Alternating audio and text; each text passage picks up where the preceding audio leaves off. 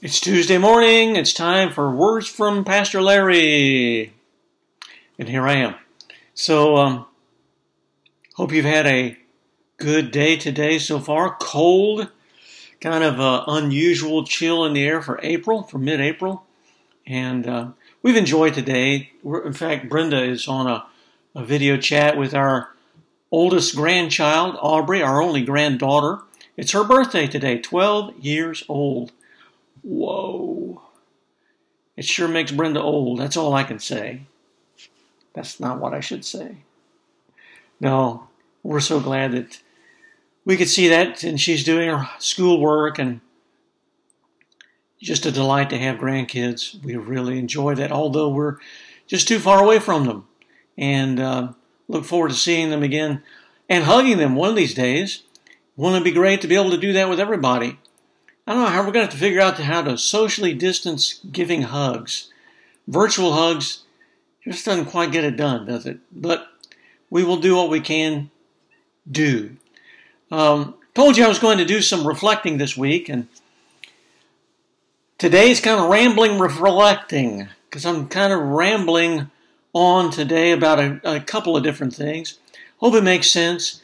Really reflecting on the pandemic itself, and where do we fit in as Christians, and how should we respond to it, and what should we think about it, and what is God up to, and all those kinds of things. I had a person ask me about this in relationship to prophecy, and I just want to tell you, as I've said before, I am woefully inadequate as trying to figure things out prophetically, and I'll mention about why that is, and how we need to be aware of that, but also how we need to be aware of how we shouldn't approach it as well. Brenda told me a story yesterday, a true story. She was giggling all afternoon about it.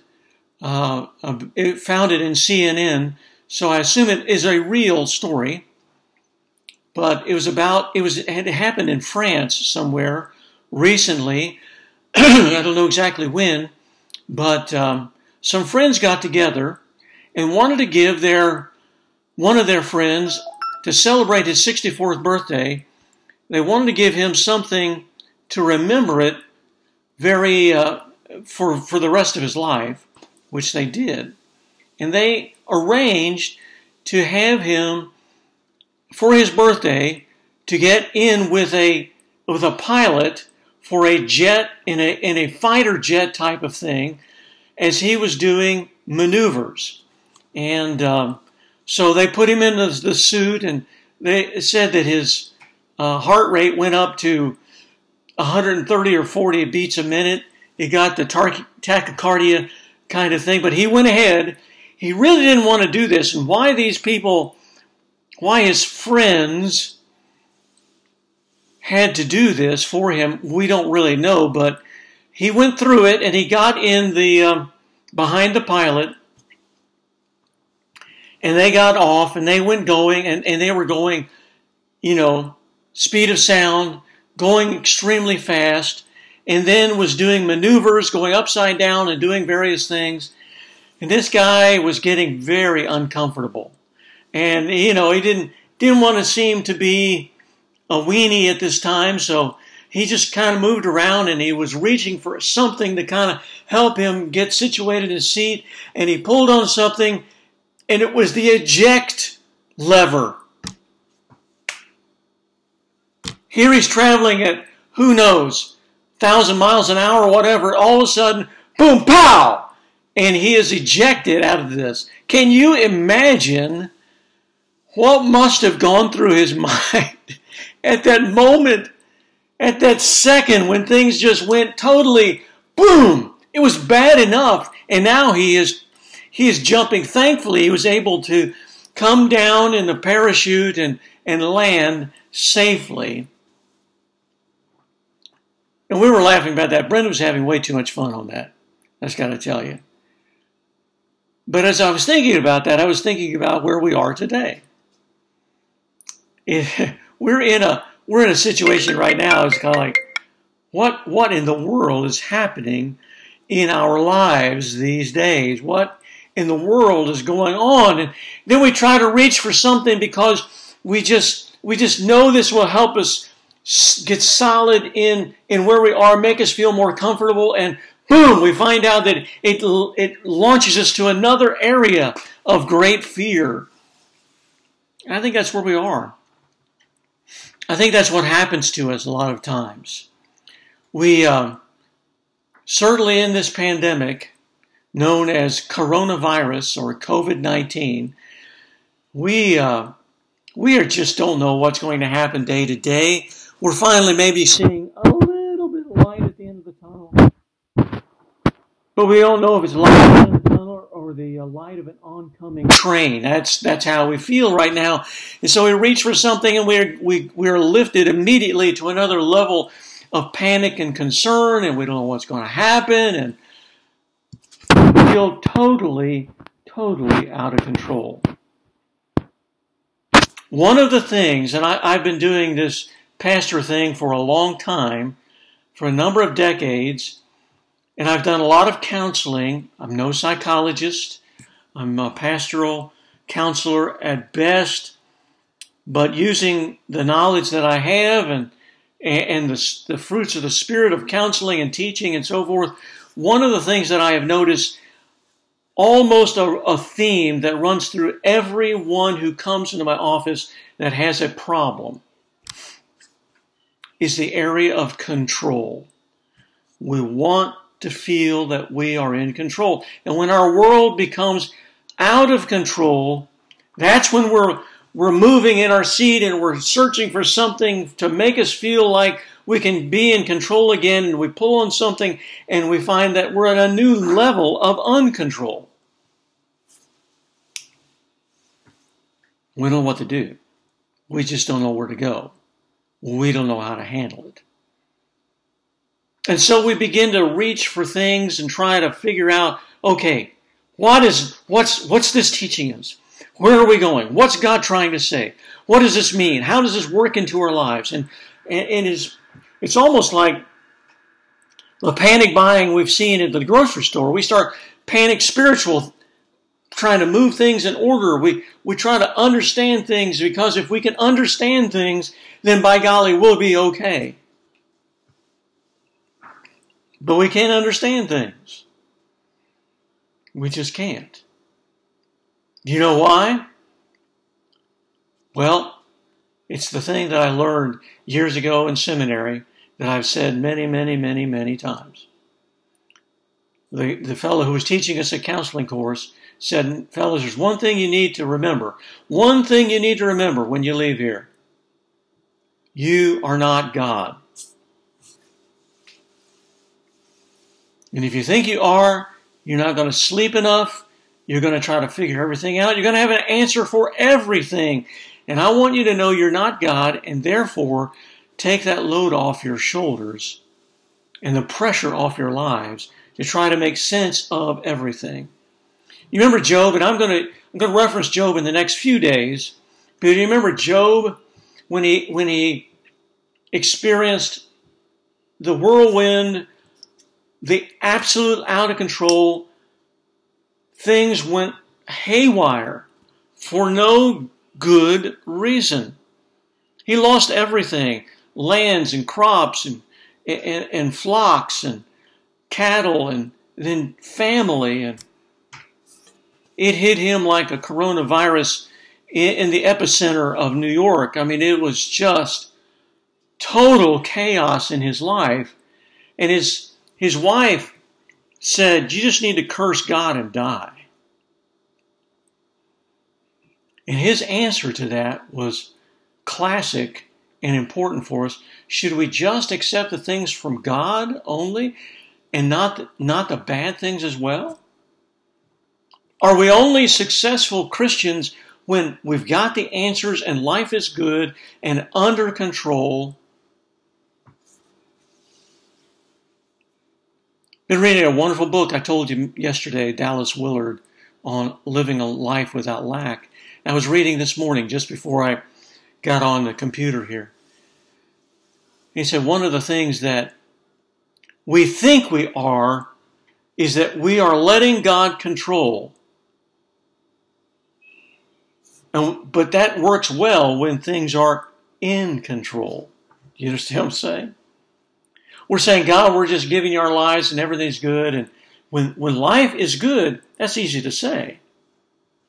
But when life is questionable, when it is a Job experience, when things are out of our control, what is your patience level?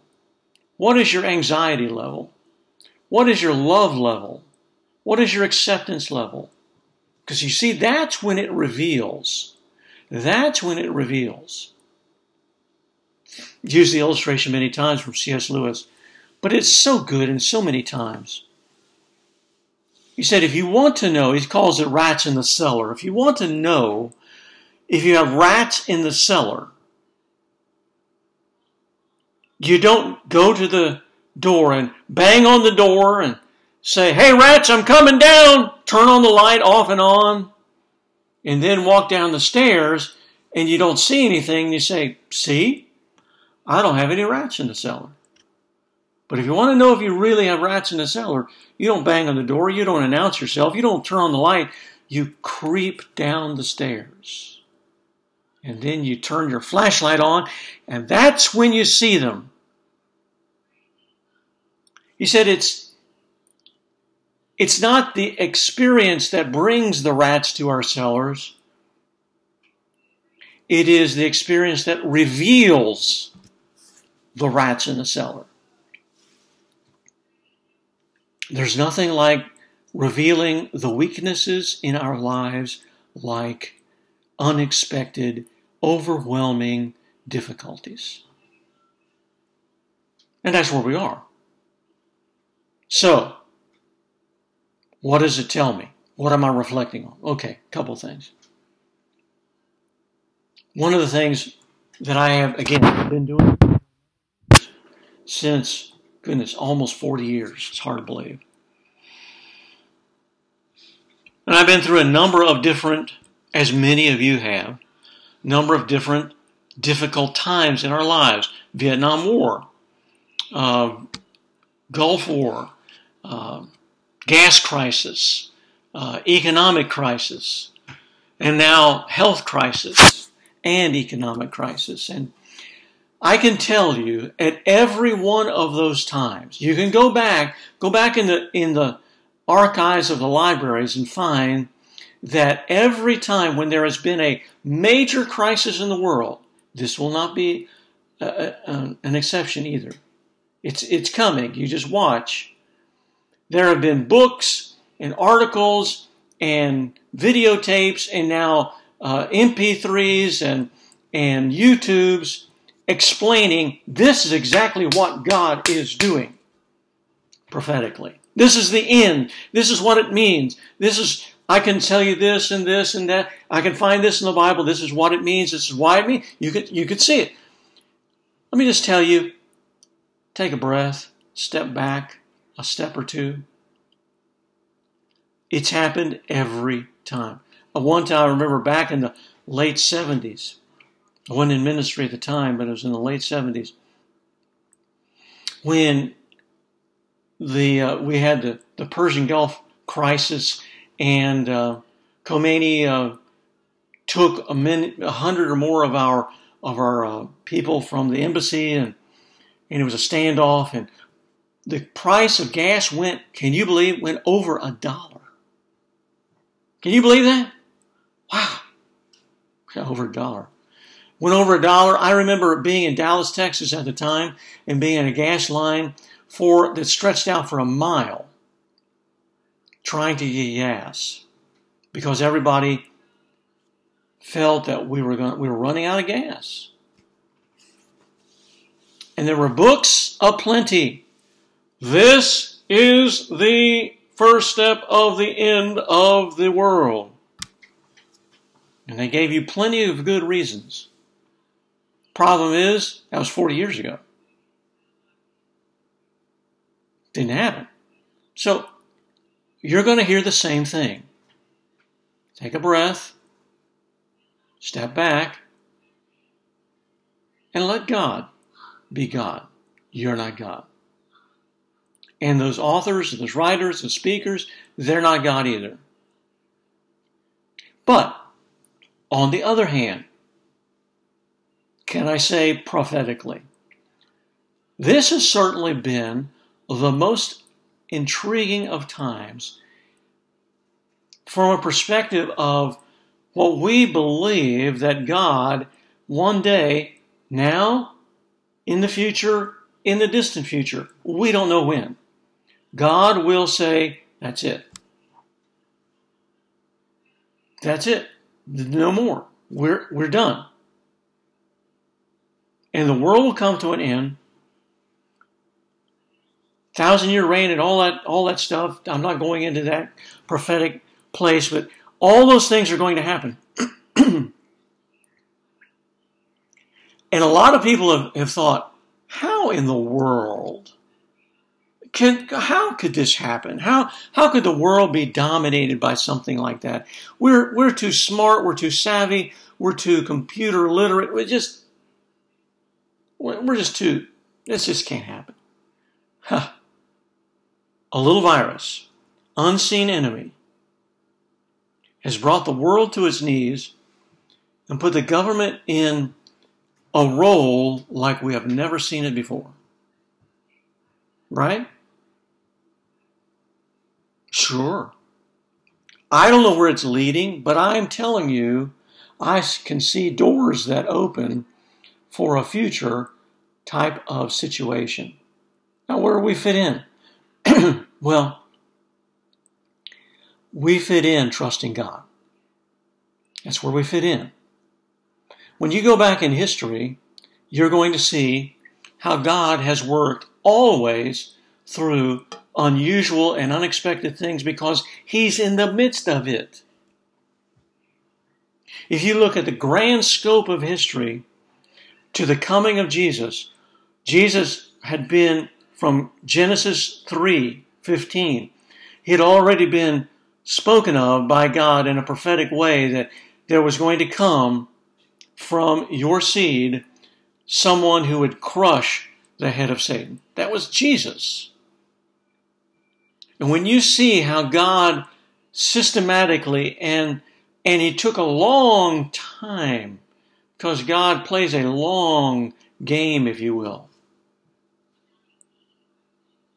Historically, how Israel, even though the chosen nation, was taken into captivity, and yet it was that southern kingdom who had the basis of the truth that had been preserved in the temple. That was what was kept, and yet was seemingly made a nobody, and yet it was God working through Babylon, an evil kingdom, Persia, an evil kingdom, Greece, a secular and evil king, Rome, and all those things led to a time and a place when Jesus was at the right time, with the right set of circumstances. God brings Him to us at the time when Christianity can spread like wildfire at no other time, like no other time in history. I don't know what God is up to, but I know God is up to. All right? And our reaction to this should be not fear, nor should it be complacency either. Because I can see the eventuality of our freedoms potentially harmed because our need for protection. And that's where you and I come in. I do think that I think what we're doing is a good thing. Because I think we're helping our neighbor, protecting them. But you can see how that can lead to other things, can't you? And so there may be times where we're called upon to experience great sacrifice. What that looks like and where it'll be, I'm not a prophet. But our motivation cannot be fear, nor can it be just waving our fist in the face of other people.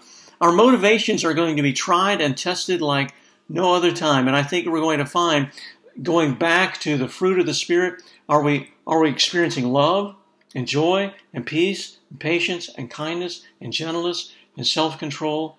Are we experiencing those things? Or are we just angry, or are we scared? Please, the scriptures are written for us to understand who Jesus is and what he's done for us, how we can experience the spirit life with him. So we may need to stand for our freedoms at some times. We may lose some things. We may lose our lives. It's okay. Remember that this life is precious, yes, but it's precious because it's in the hands of God, and it's precious because in the image of God, because we're the children of God, we have the life of God, which this life cannot change nor destroy. Therefore, we do not fear. Let me read this passage from Hebrews.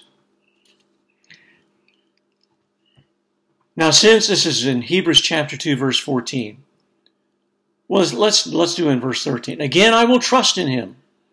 And again, I am here. I am with the children God gave me. That's Jesus speaking. Now, since the children have flesh and blood in common, Jesus also shared in these, so that through his death he might destroy the one thing holding the power of death, that is the devil, and free those who were held in slavery all their lives by the fear of death. Jesus came to give us freedom from Satan, who holds the power of death over our heads.